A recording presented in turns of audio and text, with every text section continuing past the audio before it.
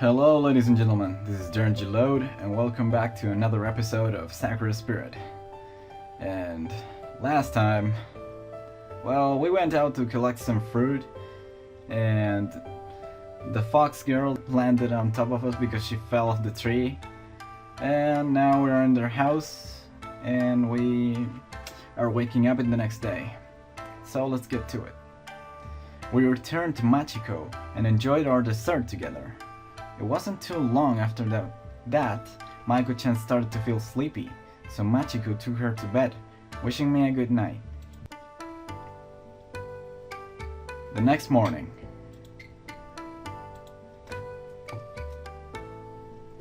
I awoke the next morning to the sun filtering in through the wooden blind shutters and yawned loudly. The girls had very graciously given me an entire room to myself, and it was certainly a lot bigger than my room back home. It was still early in the morning, likely a bit before breakfast, when I decided to spend a short time moment to gather my thoughts.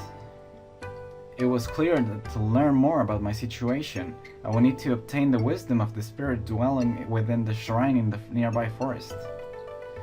Perhaps at the time, I would be able to discover two more things that I found curious. The first was the fact that Machiko seemed surprisingly nervous when the spirit herself was mentioned. What could have possibly happened to make Machiko react like that?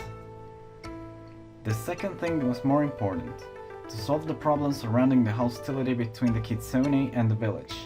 Of course, I couldn't forget about the fact that I needed to find my way homewards also.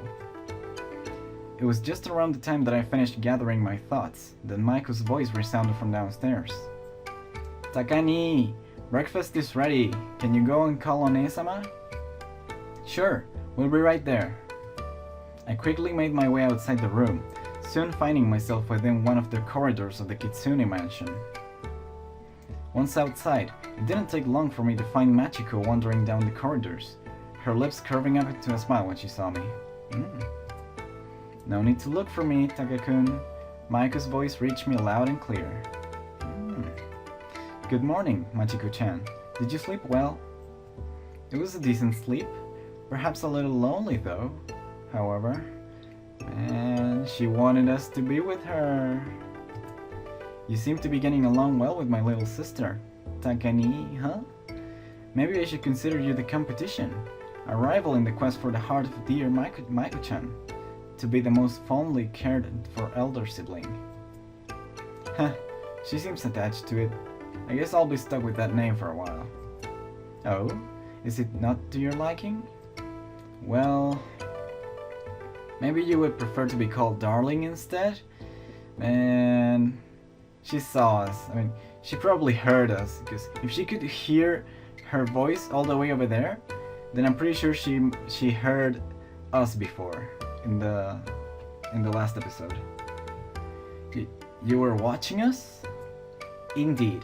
It was taking you both such a long time. I grew rather curious as to your antics, so I snuck out." "But I didn't see you at all." "Well, I'm a Kitsune spirit. Hiding myself from a human is like playing hide and seek with a child." "Then why didn't you two use your hiding skills from the samurai girls?" "Now that you mention it, the thought never occurred to me." "Well, it was certainly fun getting chased by them.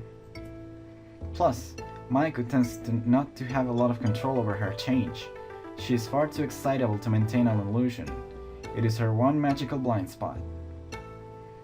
I can't imagine it would have still been fun if the Thunder Tyrant caught you both. That certainly would have been an unpleasant scenario to imagine.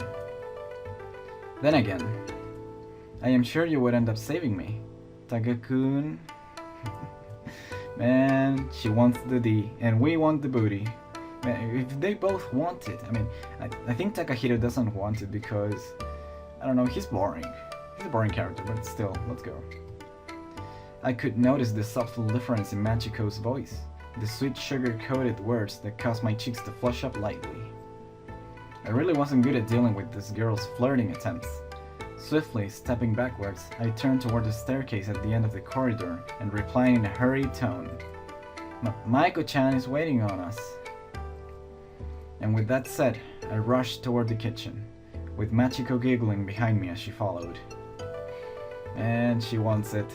She wants it. Ah, good morning, both of you. I fixed up some eggs and toast for you.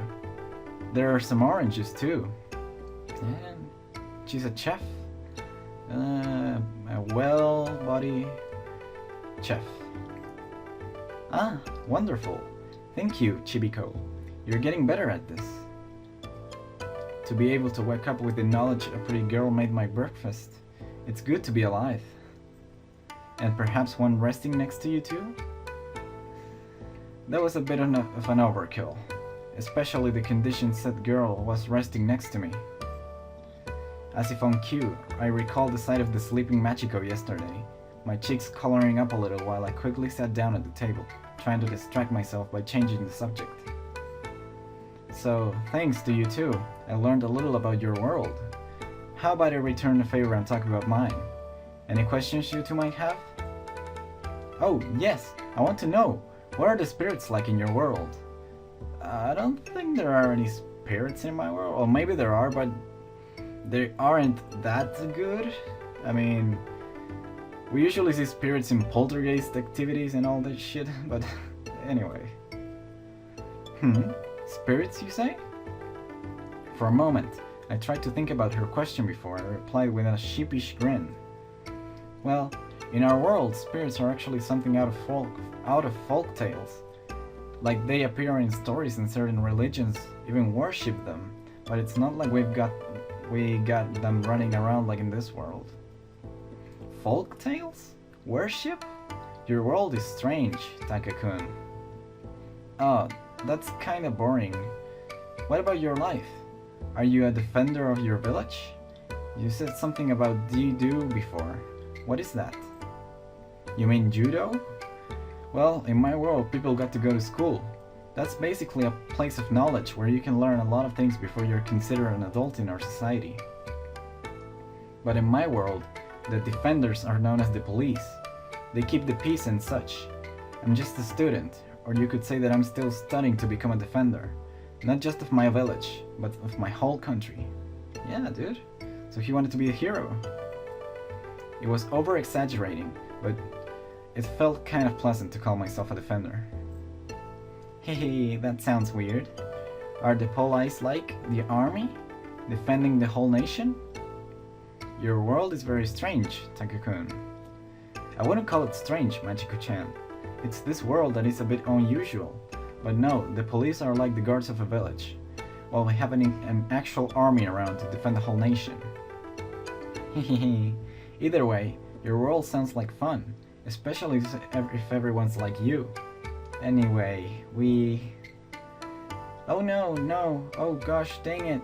These oranges have all worms inside them. Ew. One-sama, did you forget to check them again? Oh, how horrible. Perhaps that was the day I had become overcome with fatigue, and I could not possibly pull myself from my bed sheets. Phew, big old lazy meanie. I just have to go and get some apples instead. While Maiko went outside to grab some apples, my eyes drifted toward Machiko, who was looking with a content smile at me, clearly pleased by something. Right, what's going on this time? It is so good seeing her in such a good mood. It has been a tough few months, I must admit. She has been upset that her magical skills have not been progressing as fast as they once did. We all have our ups and downs, especially with studying. I still remember how I used to dread all the time we had exams, so little time for my judo. It made me rather sad sometimes. That does sound rather stressful. Tell me, Takakun, what is it that you study? I am intrigued by this school notion. Well, my situation is a bit different from most. While I go to school like everyone else, my main focus is actually not to becoming an athlete. To explain it in a way that you might understand, an athlete is someone who performs a certain sport, and those who are among the best represent their countries. I myself have an upcoming competition that will decide if I can represent my country at judo. I believe I understand. Your focus is on your strength. honing while still gathering knowledge to allow yourself a multitude of options.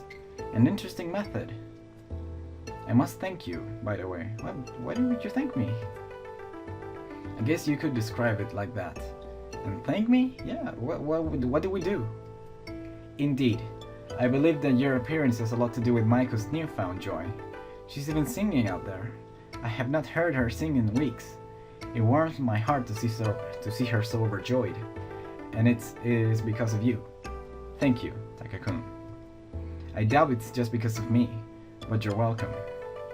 I smiled bashfully at Machiko before I continued speaking. Then again, I should thank you also for busting my rear out of jail. I don't want to imagine what would have happened what would have been doing if I was still in the care of the Tsundere tyrant. Haha, you're most welcome. Please do not be so hard on Miyo-chan, though. There are many things here beyond her control. But it is perhaps out of my hands for now. I still wish to thank you, Takakun. I was wondering how I might repay you for bringing such joy to Maiko-chan. Man, you know what I want. I do wonder what turned the village to look so unkindly upon you and Maiko-chan. And repay me? For a moment, my thoughts drifted toward a certain idea, but my cheeks quickly turned a scarlet red at the thought. I can't ask such a thing to her. I'm not sure I have anything in mind. Just your smile is enough payment. You're a true gentleman, Takakun. A shame. I was thinking of such naughty things to do. Oh man. The kitsune giggled gently to herself as she turned back to the garden, watching Maiko struggle to climb down from a tree with an armful of apples. Maiko-chan, there are only 3 of us. Your belly does not count as a 4th person. Speaking of a 4th person, I can't help but notice that from what I was told, you two used to interact a lot with the spirit of the shrine. What made you get so nervous when this Tsuyuri is involved? Yeah, that's not important. Oh, is that a giant bird carrying the seed of the world tree? Oh, maybe it is. I should go and... Tsuyuri dono, thank you for visiting us today. Machiko-chan is right over there. Ah, Tsuyuri, no. I'm sorry. I've just been busy. Please forgive me, Tsuyuri-sama. To think she would get you so flustered. Is she that amazing of a person? You don't understand. It's complicated. There are certain skills that I, as a kitsune, can muster to use. A certain way of talking and acting to subtly influence how people perceive me. They are... I suppose they will be like social skills, for spirits. Tsuyuri can completely negate mine, and it leaves me feeling rather nervous and childlike. I see. So basically she's immune to your flirting, and... For a moment, my mind was connecting to the dots when I planted the palm of my hand against my forehead. Now I get it.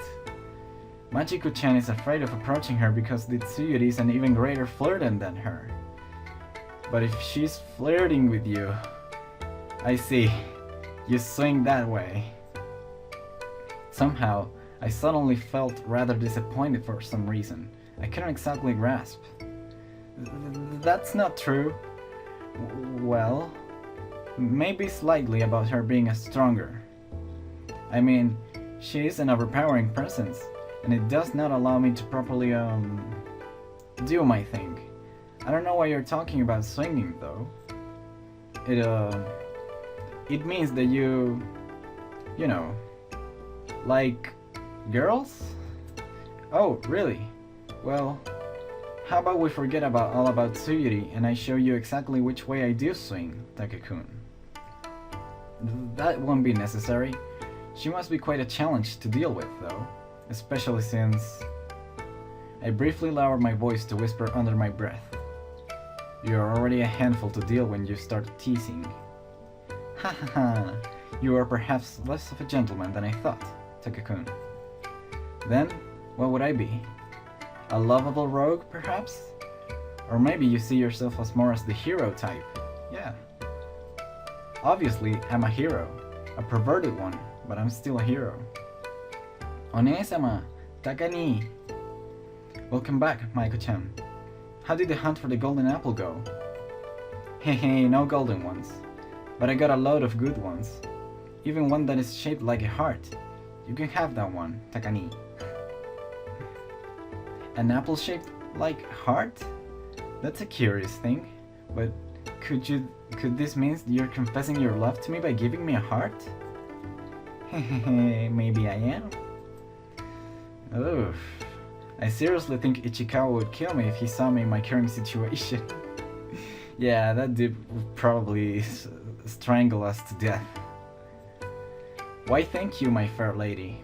I shall savor every moment of its sweet flavor. Gasp. Maiko, how could you betray your love of me? Your one and only sister. Has all we have done together meant nothing? Oh my. Oh, come on, don't be so rough on her. Hehehe, but I love you too, One-sama. I found a super big apple that you can have. Polygamy at its finest. Well, you've both got to eat up. We're going to go and see Tsu-chan. Wait, what? I thought we would have at least had to request her permission, and waited until she grew bored enough to reply. True, but when I was picking up apples, I found one of her tiny familiars, and she said she wanted to see us today. Nice. Oh, poopy. Alright guys, this is a good place to leave this episode. Thank you all everybody for watching. Hit the like button if you enjoyed, and I'll see you all again, ladies and gentlemen, in the next video.